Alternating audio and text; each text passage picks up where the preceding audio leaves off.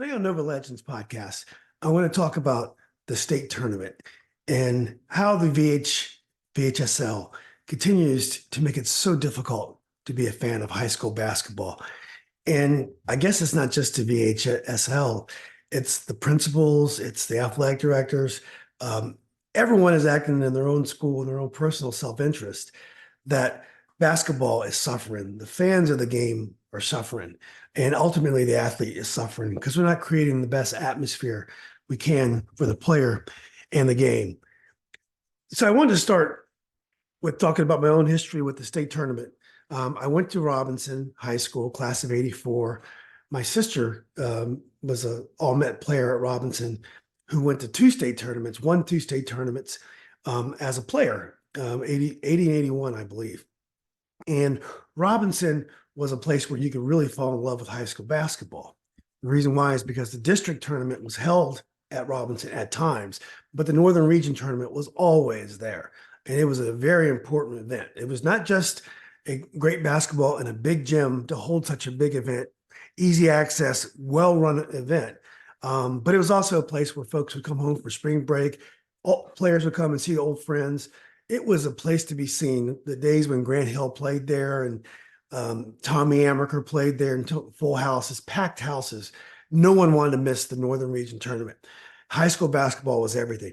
And when the teams went to state, we would try to follow them to the state tournament if we could. You know, obviously, if my sister was playing, I'd go with my parents. And I, as an older teenager, we would drive down with friends and stay overnight in Charlottesville back then at UVA, and we'd watch games because my team never qualified for the state tournament, but I was going to be part of it. The state tournament was so big. I remember when the program would come out, the VHSL program would come out. I would just stare at it for hours and just read about all the matchups, the players, look at the pictures, read about last year's tournament. The program meant so much. The tournament meant so much. And it just didn't mean so much to the players who are actually playing and the supporters who know the players that are playing, parents, but it meant a lot to everybody. And it's just amazing how far we've gone to destroy that. We've destroyed high school basketball. We've created an event that only works for the teams that happen to be still alive and the supporters. And that's a special thing too. And I'm sure they're enjoying it. But we make it painful for them and painful for anyone else to be a fan of this. And I don't know what the answer is. I complain about it every year. No one does everything. They'll point to some random rule. They'll point to so-and-so. It's about money. I don't know. But it couldn't be about money if you're creating an inferior event. And I just hope at some point we will try to do better and we can make high school basketball and that tournament what it could be, because it could be very special. So I want to talk about three things in particular today, maybe four. The first day was, and this is something I couldn't believe. I recently moved to Loudoun County, and Tuscarora High School, which is not too far from where I live. My daughter goes to Riverside High School, but Tuscarora had two teams qualify for the state tournament, the state semifinals, too. So, and the girls and the boys. And that should be a huge moment, not just for the team, the coaches, but also for the whole building. When your team goes to state, that's an amazing thing, right? Well, somehow they had two games up here, 5 miles apart, in Purcellville, 10 miles west of Leesburg, where Tuscarora is. And they had two high schools there, and they had the games an hour apart, 5 miles apart. So you couldn't go to both games. And you would just think there would be a way to have a doubleheader. First of all, they should always have doubleheaders in a tournament, create an atmosphere. Even if you have to charge a little bit more because you have to make money, you should always have a doubleheader when you could. But especially when you have two teams from the same school. You're not going to let the student body, you're going to make the student body choose between supporting the girls and the boys? That is such nonsense. What are you doing? Usually the girls team is going to suffer in that situation, but it doesn't matter. Neither team should have to suffer. It should be in one building. Loudoun County is a very wealthy county, so obviously something going to be done to make this work. What made this situation particularly worse is two sets of parents on Tuscarora had kids on both teams. So they couldn't even be at both games. How can you explain that? Don't point to a rule and say, no, that's stupid. And if there is a rule, someone should step in and handle this. Of course it wasn't. It's unbelievable. This would never happen. The VHSL back when I was in the 80s, when Larry Johnson was a director. This would never happen. We had leadership. We had leadership. The principals, the ADs played sports. They were coaches. They understood these kind of issues. Nowadays, everyone's just out for their own best interest of school and maybe their job, but it's not working. Something has to be done. Next, I want to go to Prince William County, go south, and talk about the semifinals that were there at Hylton High School. There were two great games. Osborne Park was playing, I believe, Thomas Dale, nationally ranked team from Richmond, and the second game was going to be Patriot from Prince William County was going to host Oscar Smith. Now, two great games. Now, I wasn't there, but I heard unbelievably that they emptied the gym between games and made people re-enter. Now, I'm hoping that's just a rumor. It didn't happen because that would really be nonsense. It wouldn't be surprising because this is the way things go in high school basketball. But why are we torturing people that want to support the game? What is this, like tough love? Who is making these decisions? Where is the leadership? Where's the common sense? Uh, Again, I hope that's not true. If please leave comments in the section below and tell me that I heard this was just a rumor and this really didn't happen, because that would be just a travesty. So lastly, I want to talk about the up there. They hosted a game at Westfield High School yesterday, and that was the South Lakes Hayfield game. This is the third time they've played in the state semifinal. Now, Westfield High School is a lovely high school, beautiful high school, but it is not made for this kind of event. First of all, the tickets are mostly e-tickets now.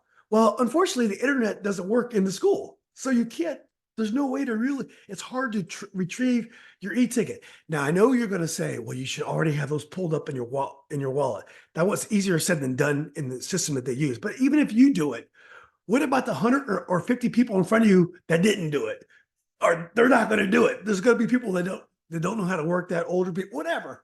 So that's not going to work. So you can't do e-ticketing at a school without internet. So Westfield High School can't be the location for an event like this. And the thing about this, the same thing happened last year. We knew this was going to happen. I actually warned people. I had a personal dilemma, and then I had to go pick up my son from college, and he didn't get out of class till 4, and I had to rush back to get to the school. Well, of course, I had to illegally park because there's no parking in the parking lot by the time I got there. And then basically, thank goodness I had a press pass. But if not, I'm sure I would have missed the first quarter. I mean, and then a game was a sellout. I had comfortable seating, but it was just packed in there. It's not big enough to hold anything, a game of that magnitude. So, it was a great atmosphere. Enjoyed the game. Two worthy teams going at it. Worthy winner at South Lakes. But that's not the venue for an event like that. Now, I know there's not many options. I understand there's a rule that it has to be hosted at a neutral site in the same region or district, I guess. But so maybe there wasn't no choices. I mean, Wakefield is in the same region, and I think that would be maybe a little bit better of a venue. Maybe I don't know, but it's far from the schools, and maybe it's not that much bigger. But that's a Robinson should have been where that's held, or George Mason or Fairfax, but Westfield doesn't work. We can't hold these kind of games at Westfield. I mean, it's twice in a row, and if it's the only option, we're gonna have to figure something out, because it's just too painful for so many people who are trying to support the event. I guess I like to end with the fact that we're going to have these 6 state championship games in each gender, so 12 games next week, down in Richmond, down at VCU. And it's just ironic because South Lakes and Hayfield have to travel to Richmond for one game to play each other. That's foolish too, but at least it is a nice stage. It's maybe they have these games backwards. But I guess the frustration continues to be that the best team on the boys' side probably is Woodside in Division 5, and they're never going to, or maybe John Marshall in Division 2, and John Marshall's busy beating up on schools by 80 points that probably could be worthy Class 2 champions, but they're playing one of the best teams in the country.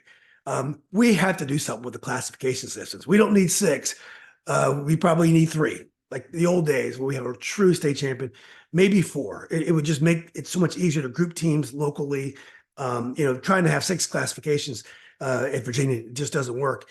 But what we need to do is we're going to have to level up some of these teams that don't belong where they are, because you're denying teams a chance to win a state championship that may be good. John Marshall winning a state championship every year in Class 2 is a joke. Woodside and all the great teams in the Hampton Roads area need to be in the highest classifications. So, look, every year I do the same podcast. No one listens. There's no leadership. The principals, DSAs, no one really cares about competition broadly. I'm sure there are plenty at some schools that do and just kind of shake their hands. But hopefully people will get in a room one day and say, look, let's make this better. Let's make a competition that works for neutrals and fans. Let's build our fan base. Let's not only worry about the teams that are playing, the supporters, and that principal. Maybe he looks good. They get a promotion. They keep their job because their teams. No, we got to think about what's best broadly for high school sports in Virginia. Not just for the people in the buildings that happen to win, but the neutrals, people that want to support it. The whole area, get behind Virginia basketball, and maybe in our case, Northern Virginia basketball. Every year we talk about it. We had some changes for the better this year. They had some double headers in some of the areas that in the district tournaments and the regional tournaments. I really appreciate the people that made that happen, but it's such a travesty. Somebody needs to step up and take care of it. Some leadership, maybe some thought leaders. People want to ask me. I'm full of opinions, but please, let's try to do something to make our high school competitions better. Thank you for listening.